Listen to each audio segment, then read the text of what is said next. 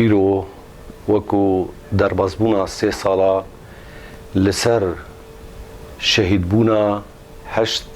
پێشمەرگەیەن ڕۆژ di şerê hejda şeعبî de yanî wekû rêxistinan leşkerê roj û wekû rêxistina Domîs ya Partî Demokratîk Kurdistanê Sûriya wekû saziyê şehîda medî dil ser me wacib e em îro seredana malên bavê va şehîdên qeder bilind bikin. Yani ji ber pêşmergên roj destpêka damezrandina wa sala 2012 de heta wekî niha hatine perwerdekirin ser rêbaza پیرۆز سەرێبازە بەرزانیە نەمر سەر پرۆژێ نەتەوی پرۆژێ کوردایەتی خزمەتە خاکا کوردستانی بکل کوی دەرێبێ هەروەها لەشکرێن ڕۆژ دەستپێکە شەرێ حەجد داعش دە قەهرەمانیên herî mezin tomar kirin li dîrokê de هەروەها 2014 de gelek hazir bîn şerên giran ser wa de hatin destanên mezin de pêşmergê roj tomar kirin navê wa tîpê zêrîn hatin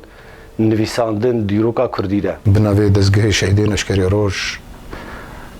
ev roj em rabûne di 26 heyvedeha de got 8 şehîdê me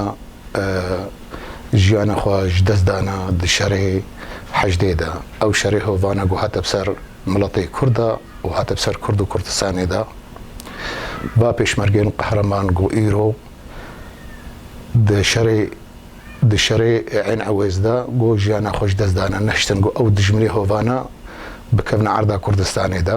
Ev roj jî me serdana va malbata kiriye em kêfxweşiyê di nava malbata got nû ev roja 26 heyvedeha em serdana malbatê wanakê bikin kêfxweşîkê bidine wanakê em kêfxweşiyê dina Cenabê Serok Barzanî got ev riya pîroz daye pêşiya me û em kêfxweşiyê ji Cenabê Serok Nîşîrvan re jî em dişîyenin em kêfxweşiyê dine wî nake jî û em dibêjin em bi were ne û em bi Rêza Barzanî re ne